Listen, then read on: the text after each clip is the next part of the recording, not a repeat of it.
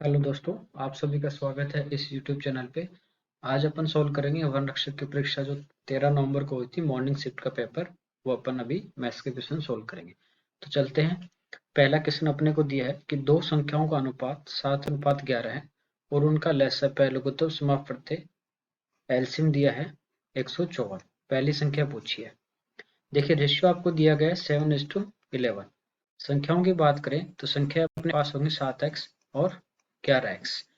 LCM की बात करें तो इनका एलसीएम हो जाएगा 7 × 11 × x और ये दिया गया 154। अब ये 11 से कट रहा है 15 एक बार, फिर 44 4 बार, फिर 7 से कटेगा कितने बार, 2 बार। तो यहाँ से x का मान 2 आ गया। अब 2 यहाँ पे रखोगे तो संख्या पहली आ जाएगी 14 और दूसरी आ जाएगी 22। तो पहली संख्या पूछी यानी 7 वाली, तो इसका आंसर आ जाएगा ए। देखिए, जैसे मान लीजिए आपके पास दो संख्या है 12 और 15, इनका एलसीएम लेना है तो टुकड़े करेंगे 3 × 4 और 15 के 3 × 5। एलसीएम में क्या होगा, ये जो कॉमन आ रहा है दोनों में, 3 एक बार ही आ रहा है, आयुष जितनी बार आता है वो लेता है, तो एक ले लिया 3, एक 4 और एक 5। तो एक्स यहाँ पे 2 बार है लेकिन एक ही बार लेना है एलसीएम में, ये ध्यान रखना। अगला क्वेश्चन अपन देखते हैं।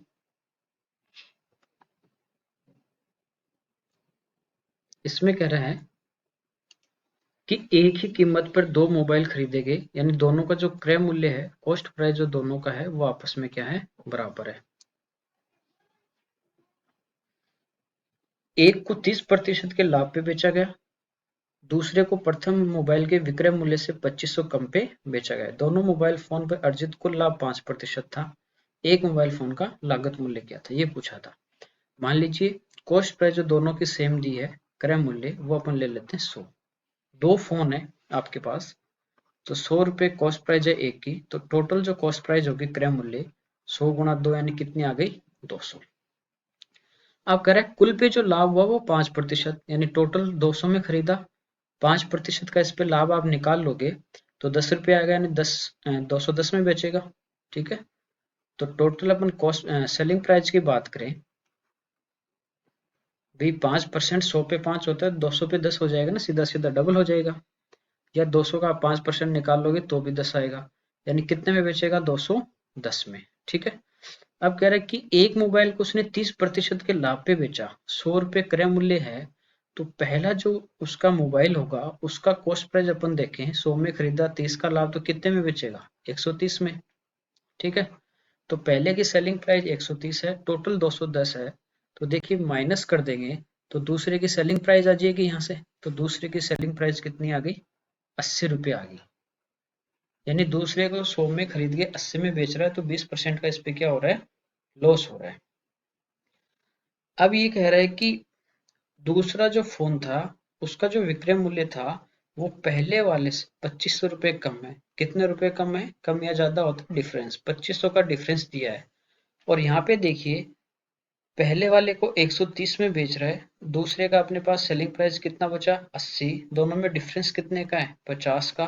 तो ये 50 का मान आपको दिया है। लागत मूल्य यानी दोनों का सेम था, 100 रुपए, तो 100 से गुणा कर देंगे। 50 से 2 बार कटेगा और 2500 × 2, यानी इसका आंसर कितना आ जाएगा, 5000। आ गया समझ में। देखिए दोनों का क्रय मूल्य अपने लिया 100 रुपए, दो थे तो टोटल क्रय मूल्य 200, 5 का लाभ हो रहा है तो 100 पे 5 यानी 5 होता है, 200 पे 10 रुपए का लाभ हो गया, 210 में दोनों को बेचेगा। पहले को 30% लाभ पे बेचा है, 100 में खरीदा तो 130 में बेचेगा। ये 210 में से 130 अपन ने माइनस किया तो ये दूसरे का सेलिंग प्राइस आ गया 80। दोनों में डिफरेंस है 50 रुपए का, और रुपए में डिफरेंस दिया है 2500, तो 2550 का मान है। और क्रय मूल्य पूछा था इसलिए अपन ने 100 से गुणा कर दिया, जो भी पूछता उससे अपन मल्टीप्लाई कर देते। ठीक है यहाँ तक। तो अपन नेक्स्ट क्वेश्चन देखते हैं। तीसरे में कह रहे हैं कि दी गई आकृति में ए बी और सी डी ये दोनों समांतर हैं, तो x प्लस वाई का मान ज्ञात कीजिए। देखिए ये दिया ए बी और सी डी दोनों समांतर आपको दी गई है। यदि दो समांतर लाइन है तो इनके एक और जो कोण बनते हैं उनका टोटल जो होता है वो 180 होता है। अब देखिए एक ही लाइन है और इसको यूं एक लाइन काट रही है या नहीं भी काटे तो यहाँ पे टोटल जो एंगल बनता है सरल कोण इसको बोलते हैं स्ट्रेट एंगल, ये होता है 180 डिग्री। भाई ये 40 है, ये 40 है, तो ये इधर वाला कितना बचा 80, तो 180 में से 80 घटाओगे तो ये आ गया 100। अब ये त्रिभुज बन रहा है, ये 100 है, ये 30 है, 130, तो x का मान कितना आ गया 50 आ गया। ठीक है, x का मान भी आपके पास आ गया 50। अब देखिए जो एक और एंगल बनते हैं इनका टोटल होता है 180, ये 140 आ गया, 100 और 40, ये 30 है 170, तो ये कितना बचा 10, तो टोटल x प्लस वाई कितना आ जाएगा 60 डिग्री आ जाएगा। तो दोनों कोणों का योग कितना आ गया 60 डिग्री। अगला देखते हैं, इसमें कह रहा है कि x प्लस 1/x का मान 2 है और इसका स्क्वायर पूछा है, तो इसका होल स्क्वायर करना था। x प्लस 1/x का होल स्क्वायर करोगे दोनों तरफ, तो इस साइड में तो आ जाएगा x square plus 1/x square plus 2ab होता है, तो 2 इंटू एक्स इंटू 1/x बराबर 2 का स्क्वायर 4।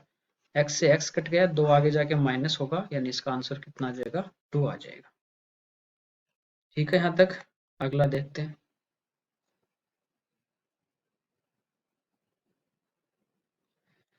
इसमें कह रहा है कि राजीव जनवरी फरवरी जुलाई और अक्टूबर में बचे हुए महीनों के औसत वेतन, देखिए कितने महीने यहाँ पे दिए हैं आपको, जनवरी अप्रैल जुलाई अक्टूबर, यानी 4 महीनों की बात कर रहा है, 4 मंथ्स की, में बचे हुए महीनों के औसत वेतन 600 रुपए प्रति महीना का 3/2 कमाता है। ठीक है, यहाँ कितने रुपए हैं औसत वेतन इसका 600, इधर सोल्व कर लेते हैं, 600 औसत है और इसका 3/2, औसत का 3/2 बोल रहा है, ये कटेगा 3, 2 से 3 है 300 बार, 300 गुणा 3, ये कितना आ गया 900, ये इसका एक महीने में कमा रहा है। ठीक है, यहाँ कितने महीने 4 महीने। इनकम की यदि अपन बात करें तो इन 4 मंथ्स की इनकम 900 गुणा 4 कितनी आ गई 3600, और बाकी 8 महीने की अपन बात करें तो 600 रुपये प्रति महीना औसत है, तो 8 से गुणा आप कर दोगे औसत को, तो टोटल आ जाए कितना 4800। इसके बाद कह रहा है उसकी जनवरी अप्रैल जुलाई अक्टूबर की बचत, बचे हुए महीनों की बचत 400 रुपये प्रति महीना का, किसका 400 रुपए का। देखिए सेविंग की बात कर रहा है, 400 का 5/4, 4 से 4 कटा, 100 गुणा 5 500, एक महीने का, तो 4 का आ गया 2000, ये सेविंग है पहले 4 महीने की। और यहाँ कहा कि 400 रुपये प्रति महीना, एक महीने की 400, तो बाकी 8 महीने की बात करें तो 400 से गुणा करोगे तो ये आगे 3200। पूछा उसका प्रति महीना औसत खर्च, वह पूछा एक्सपेंडिचर, तो इनकम में से सेविंग क्या कर दोगे माइनस, इधर कितना बचा 1600 और इधर कितना बचा 1600, तो टोटल जो खर्च कर रहा था वो कितना कर रहा है, वो 3200 रुपये खर्च कर रहा है। ठीक है, और प्रति महीना औसत पूछा है, तो किससे भाग दे देंगे 12 से, तो 12 से भाग दे दीजिए, कितनी बार जा रहा है 2 बार 24, फिर 8 80, ठीक है, फिर 6 बार 72, फिर 8, फिर 6 बार, तो ये आ जाएगा 266.66, तो इसका आंसर आ जाएगा ए।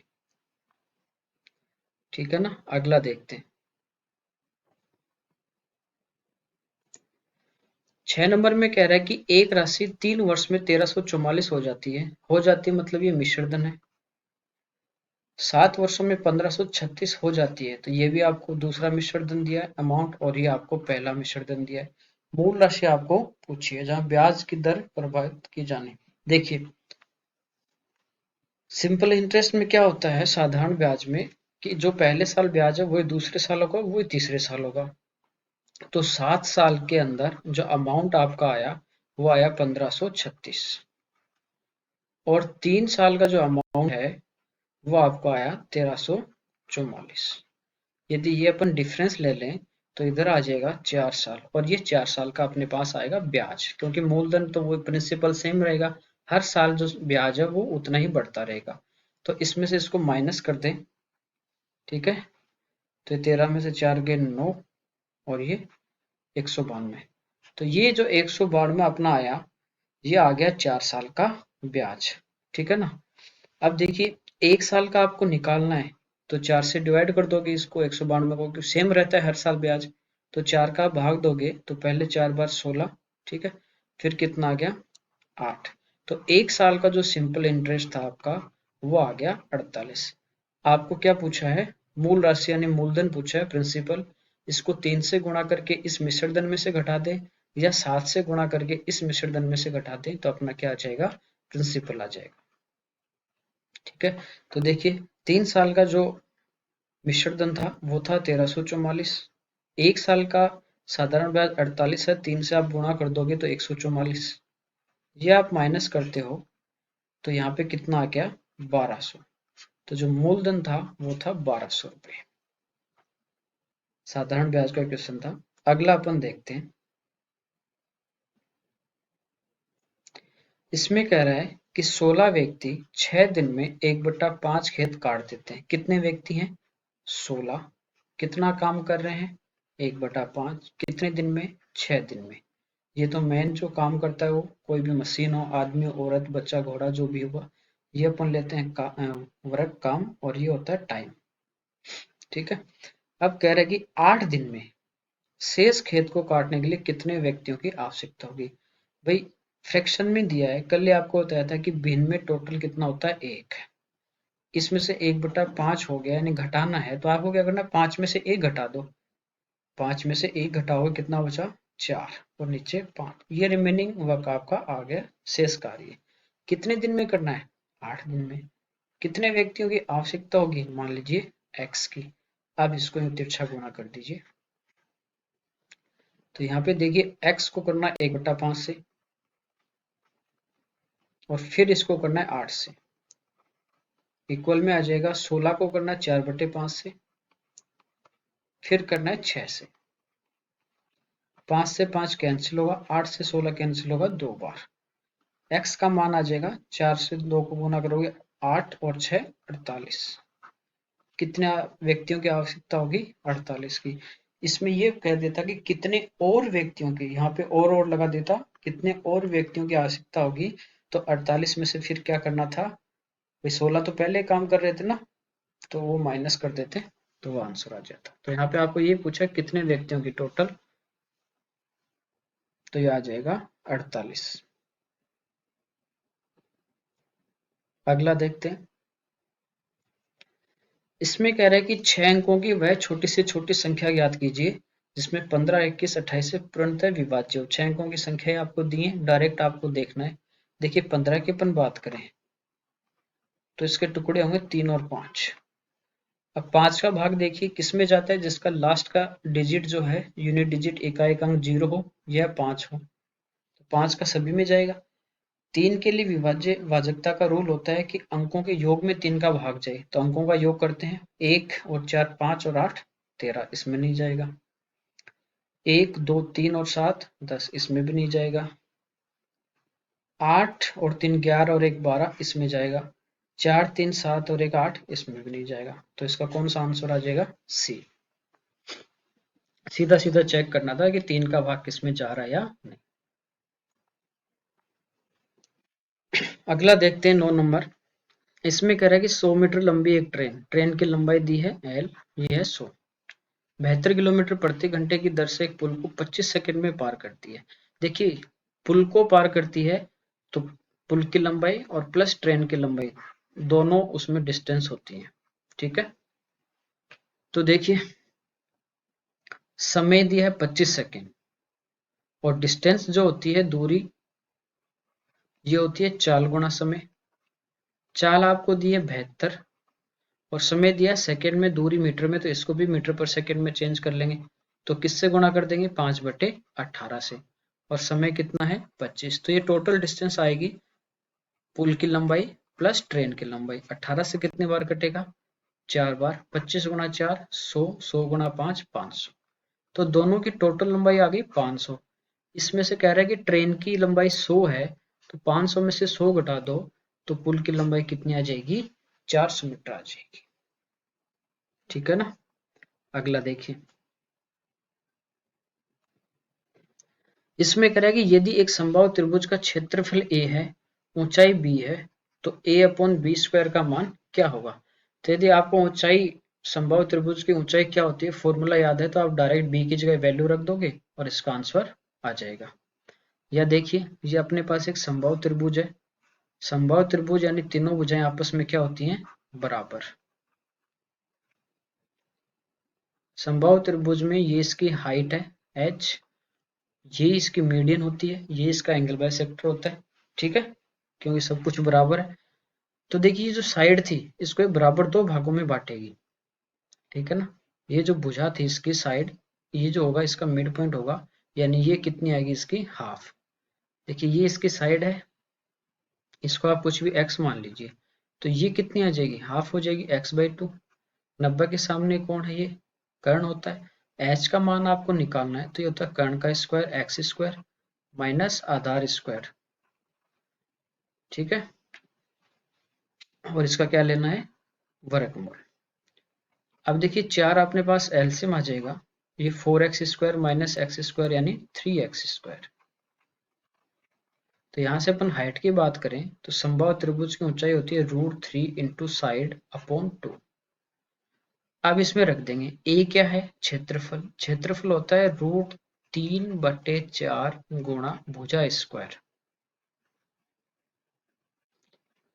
बटे ऊंचाई, और ऊंचाई का यहाँ पे क्या कर रहा है, स्क्वायर, तो इसका स्क्वायर कर देंगे अपन। ये जो हाइट आई इसका स्क्वायर करेंगे, √3 का करोगे तो रूट हट जाएगा 3, और जो x अपन ने क्या मानी थी, साइड, तो ये हो जाएगा भुजा स्क्वायर, और नीचे 2 का स्क्वायर होगा 4। ये भुजा से भुजा स्क्वायर कटेगा, 4 से 4 कटेगा, ये आपका आ गया √3/3। नहीं है तो √3 से 3 कट जाएगा √3 बार, तो इसका आंसर आएगा 1/√3। तो आंसर आपका हो जाएगा बी। आगे देखते हैं अगला।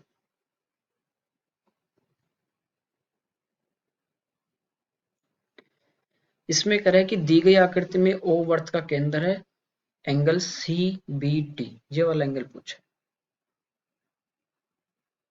ठीक है। देखिए ये 100 है, तो ये एंगल कितना हो जाएगा, ये एंगल एक ही चाप से बन रहा है, केंद्र पे डबल होता है, तो ये कितना आ जाएगा, 50 आ जाएगा।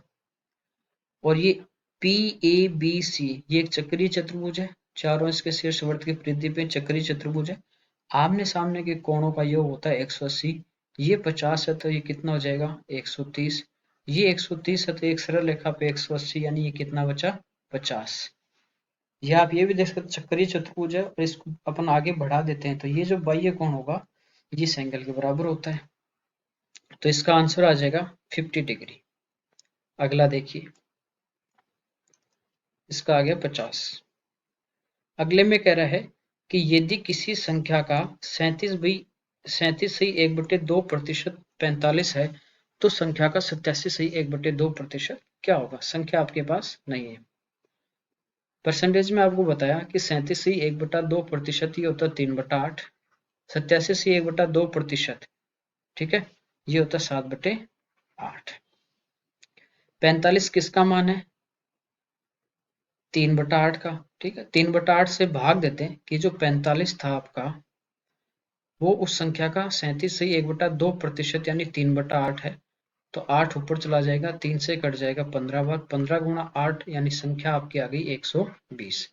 अब कह रहा है उस संख्या का 87/1/2% यानी 7/8 निकालना है। 8 से कट रहा है कितनी बार, 15, 15 गुणा 7 यानी इसका आंसर कितना आ जाएगा, 105। नेक्स्ट देखते हैं। इसमें कह रहा है कि कितने समय में 1200 रुपए हैं वो 6% सरल ब्याज की दर से 1344 हो जाएंगे। तो ये तो रुपए दिए थे, प्रिंसिपल हो जाएंगे या हो जाते हैं अमाउंट, और ये आपके पास है रेट।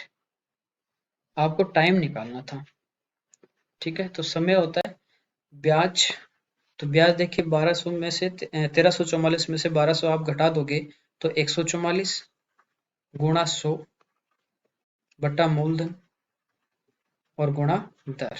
2 जीरो से 2 जीरो, 12 से कट जाएगा कितनी बार, 12 बार, और 6 से कट जाएगा 2 बार, तो इसका आंसर आ जाएगा 2 वर्ष। टाइम का जो फॉर्मूला है SI into 100 upon P into R। Same यही क्वेश्चन देखिए 3-4 क्वेश्चन पहले भी आया था, सेम यही थी। 1200 1344, 3 वर्ष में 1344 होता है, 7 का दिया था, ठीक। तो ये नहीं कि सेम वही आप मान के इसका 3 वर्ष कर दो, वहां दिया था कि 3 वर्ष में 1344 हो जाता है और अपना प्रिंसिपल वहां 1200 ही आया था, तो रेट अलग अलग है, ये ध्यान रखना। अगला देखिए, इसमें कह रहा है कि त्रिभुज में यदि कोण A माइनस कोण B 15 डिग्री है और कोण B माइनस कोण C 30 डिग्री है, तो A किसके बराबर होगा। ऑप्शन से भी आप रख सकते हो, A का एक मान लेके यहाँ रख दोगे, B का आ जाएगा, B का रखोगे C का, यदि C का आ जाएगा, टोटल कर सकते हो। यह आपको दिया है कि A minus B, A minus B 15 है, B माइनस C ये 30 है, ठीक है। इनको जोड़ लें तो कट जाएगा, ये आ गया A माइनस C बराबर आ गया 45। आपको पता है कि त्रिभुज के तीनों कोणों का योग यानी ए प्लस बी प्लस सी कितना होता है, 180 डिग्री होता है। यही होता है कि तीनों कोणों का जो योग है वो अपने पास कितना होता है, 180 डिग्री होता है। अब ये तीन इक्वेशन अपने पास हैं, एक तो ए बी में दी थी, एक बी सी में, और तीसरी आ गई ए बी सी में। तीन ही वेरिएबल हैं, तो अपन इसको क्या कर सकते हैं, सोल्व कर सकते हैं। यहाँ से देखिए ए माइनस सी का मान आ गया, ये आ गया 45। यदि अपन इनको जोड़ दें तो ये कैंसिल होगा, ये आ जाएगा 2a प्लस बी बराबर, इनको ऐड कर दोगे तो ये आ जाएगा 225, ठीक है। अब देखिए a माइनस बी का है, 2a प्लस बी 225 है, और a माइनस बी जो है वो 15 है, इनको ऐड करोगे b कैंसिल हो जाएगा, 3a ये आ गया 240, इसमें भाग दे दोगे 3 का, तो a का जो मान है वो कितना आ जाएगा, 80 डिग्री। कोई भी दो इक्वेशन आप, जरूरी नहीं कि ये वाली लो, इसके साथ दूसरी भी ले सकते थे, ठीक है।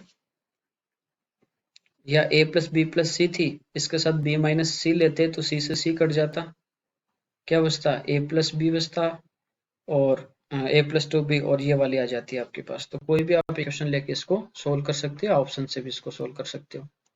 तो लास्ट क्वेश्चन इसका देखते हैं अपन।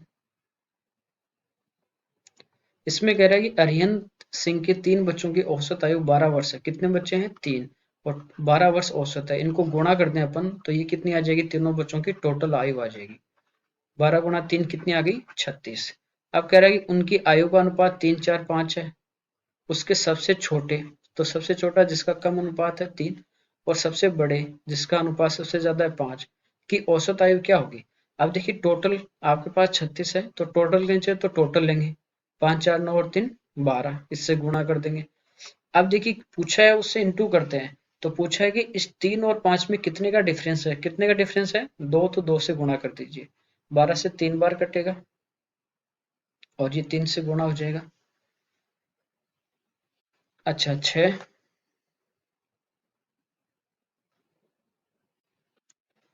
टोटल आयु थी अपने पास 12, सॉरी 36, और 36 में अपन ने 5, 4, 9, 3, 12 का भाग दे दिया, तो एक की वैल्यू अपने पास कितनी आ गई, 3। अब इसको अपन इंटू करते हैं तो ये तो इनका डिफरेंस आएगा, सॉरी है ना, औसत पूछी है, डिफरेंस नहीं पूछा। ये तो इनका क्या आ गया, डिफरेंस।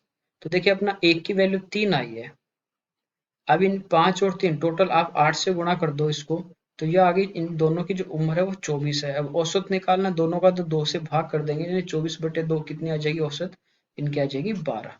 तो इसका आंसर होगा 12 ए ऑप्शन।